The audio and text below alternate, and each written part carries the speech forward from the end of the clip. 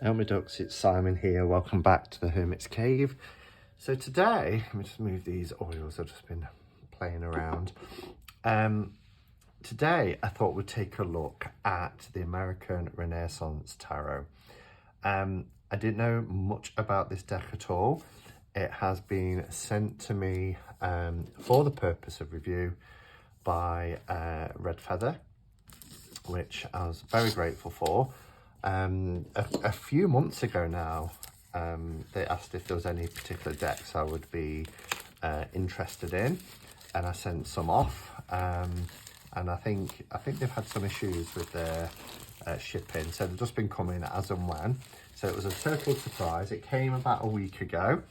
I did let them know that I wasn't on YouTube for a short while, but I would get round to it. Firstly, the packaging is wonderful, because when we're talking, and you know, I'm not American, so a lot of the characters in here will be quite alien to me. I'm hoping there's a really nice guidebook. It certainly looks like one, that will give lots of information, and we'll have a look at that together as well. But when we're talking of American Renaissance, strictly speaking, it's a literary period of only a very short window. I think it's 5 years, 1850, 1855.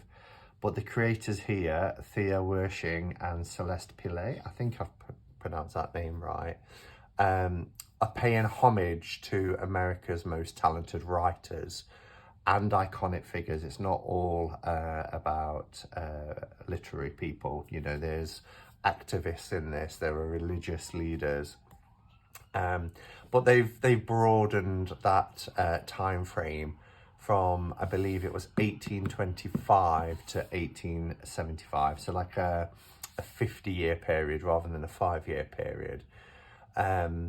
So yeah, I haven't seen images other than from the original Schiffer Red Feather magazine. So this is going to be a bit of a surprise for me. But yeah, it's just done like this beautiful book. It's going to look lovely on the bookshelf. So it says, enchant your sense of the American past. It sells for $34.99 in US dollars. It says, step back in time and celebrate the nation's most iconic writers with this traditional deck that blends American literature, esotericism, and tarot. The major arcana tell the two intertwined stories that define the American Renaissance period in literature. The exaltation of the human spirit under transcendentalism and the epic fight to abolish slavery. Major figures like Emerson, who is the magician, Whitman, the world, Thoreau, which is the hermit, are outlined in the short chapters that accompany each card. Listen as the kings of the four suits. Yes, I remember this now. So the king is like what the suit is based on.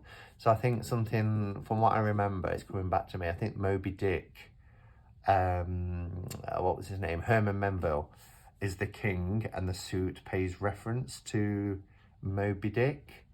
So it even says here, look, Herman Melville, wands. See, I thought with it being water, mind you, yeah, I get why wands. Frederick Douglass for coins, Edgar Allan Poe for swords, and Nathaniel Hawthorne cups.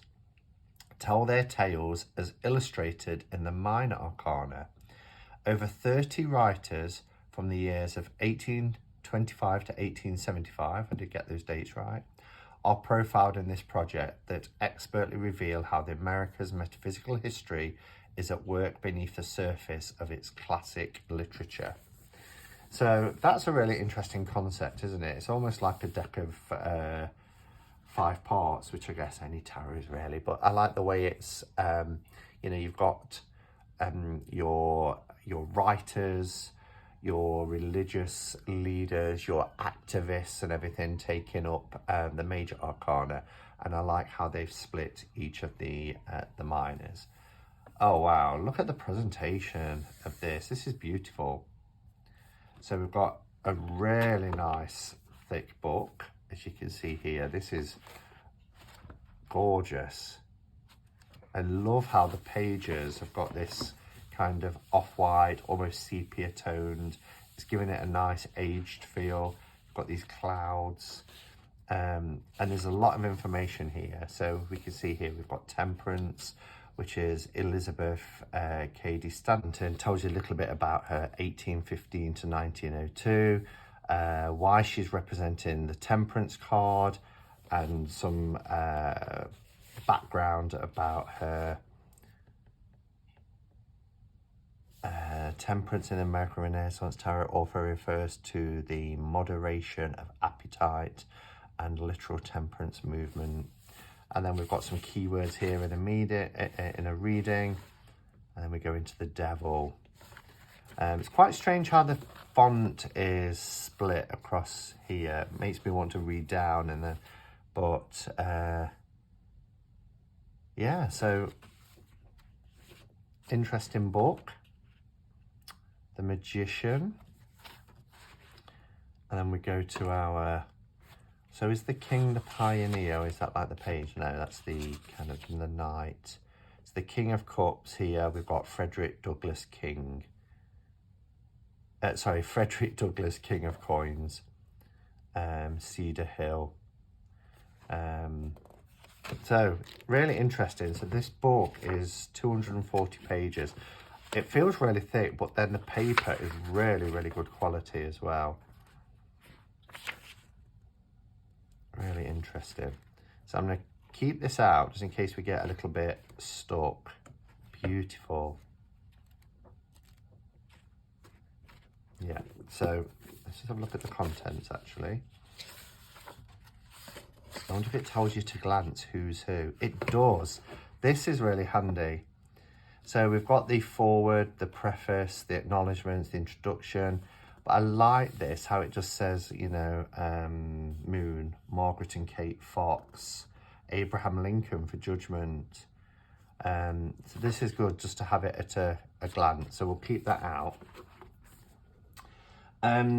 Yeah, the deck is split into two, which is my favourite way of doing things.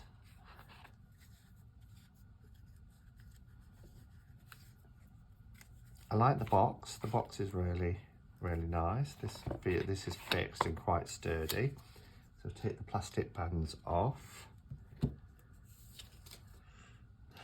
Okay, so let's have a look at the cards. So it's a nice thick, wow, that is a chunky monkey. I mean, we always get that kind of separation when it's split like that. I like the backs. This is nice with the wings. Again, we've got this kind of studded leather bound book kind of effect. But yeah, it's a really chunky deck. Cardstock is nice and thick.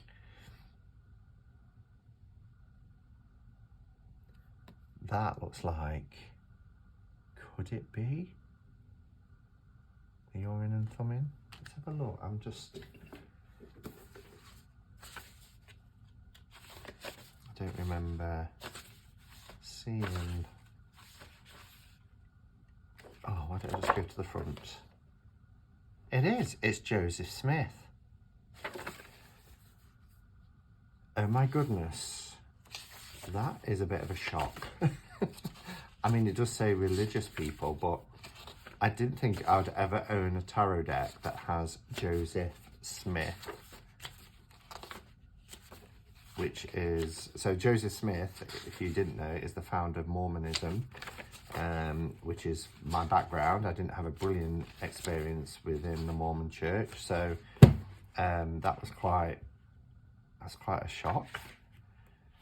Wow, there's quite a bit here till you get to the beginning with spreads and things. So the tarot journey through the American Renaissance begins with a fool, and that fool is Joseph Smith, 1805 to 1844, prophet and founder of the Church of Jesus Christ of Latter-day Saints, otherwise known as the Mormon religion. Before I even read on, I mean, I can't understand why Joseph Smith would be the fool. I'm really studying and contemplating and searching why that might be. I mean, he's divining here, so this is referring to when he went to and found the gold plates for the Book of Mormon, which the angel Moroni had told him were buried in Hill Cumorah. I mean, when he had his first vision, when he said he saw God and Jesus Christ, which was referred to as the first vision, he was a 14-year-old boy. So that youth and inexperience of the fall, he went on a journey, you know, quite an interesting journey until his death, where he was, well, it's called the martyrdom within the church, but him and his brother Hiram were shot. But let's just have and I'm not going to do this for every card, I'm just really fascinated that there's a deck with Joseph Smith as the Fool, and I want to know why. Since the first publication of the Book of Mormon in 1830, Americans have called Joseph Smith a fool, an idiot, loony, and touched. Okay, so they're looking at the fool from that aspect, and have cast scorn on his wild stories of golden plates engraved by members of the lost tribes of Israel.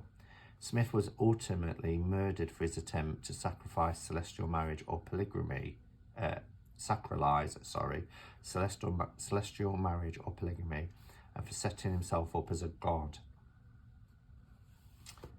So there's there's a lot of information here to read about this, which I will be doing afterwards, but wow, just thought I'd explore that with you. Okay, so I'm going to bring the camera closer and we'll have a bit of a look close up as we do at the cards to some nice music, and then I'll come back at the end.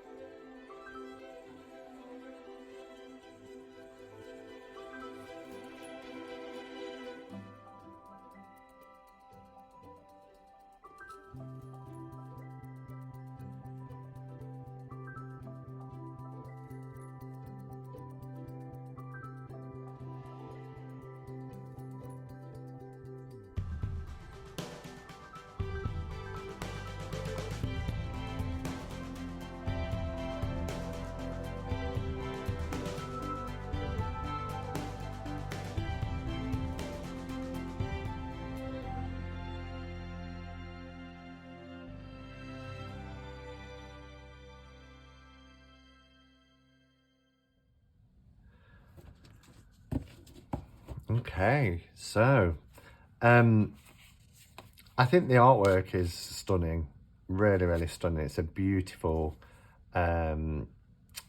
expressive tarot deck. The artwork is very expressive. I mean, what I'm looking forward to is pulling cards and reading about them because the book is written so beautifully. But what I was thinking, you know, anybody as well with very limited knowledge of the American history, really, of the 1800s, could pick this deck up and use it, you know, because it's, okay, you haven't got Boaz and Jacqueline, but, you know, you've got truth and beauty. And but for me, having this resource, especially here where you can just look and see at a glance, you know, we'll just take a look at a couple. So we know Joseph Smith, we've got Ralph Waldo Emerson, Emily Dickinson, Margaret Fuller, Henry Wadsworth Longfellow, Henry Ward Beecher as the Pope. Now, Henry Ward Beecher, why do I know that name? Protestant, yeah, the kind of the founder of Protestantism. We've got Paschal Beverly Randolph, probably not saying that right, William Lloyd Garrison, Joseph Story, Henry David Thoreau. I think that's a beautiful hermit card. Christopher Cranch. So it's just all here. Where is the devil depicts racism, which is very interesting. As you can see here, where are we? Abraham Lincoln. Let's have a look at Abraham Lincoln. So there's Abraham Lincoln. We've got Walt Whitman as the world as well. Look at that for a card. Is that a beautiful image? It reminds me of what tarot deck is it where they open their shirt and you've got the universe on the inside. I know this is a sky, but and again, you know, we've got the king for the swords is Edgar Allan Poe. What I didn't like, this is the only this pioneer of swords, it's the only card that has a different border, and I'm not sure why it doesn't. I thought, oh, perhaps all of our pioneers will be like that, but they're not. So as you can see, we've got Edgar Allan Poe, and then the cards are from different aspects of his work, different scenes depicted from his works. Similarly, we've got Nathaniel Hawthorne for the cups, and then it tells you on the other pages that you've got Herman Melville, and you've got Frederick Douglass for the coins. I noticed the scarlet letter in here as well. It was on the cups. There we go. There's the scarlet letter. So I don't think it tells you that here. It'll just tell you, so where are we? Cups was on the previous page. Five of Cups. So it does. It says the scarlet letter. So it does tell you the literary piece that it comes from. So yeah, nice deck. It's chunky, good quality, beautiful artwork, and a substantial book with lots of information. We don't start on the major arcana till we get to page 48, and there's lots of information here about why that archetype has been depicted by a person of history.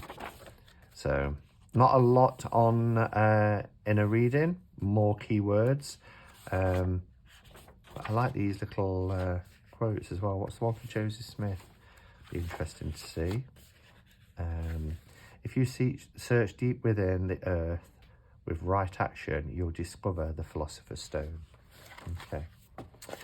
So yeah, let me know your thoughts. Do you have this deck? I didn't know anything about it until it arrived. I wanted it to be a bit of a surprise. So I think it's a great deck.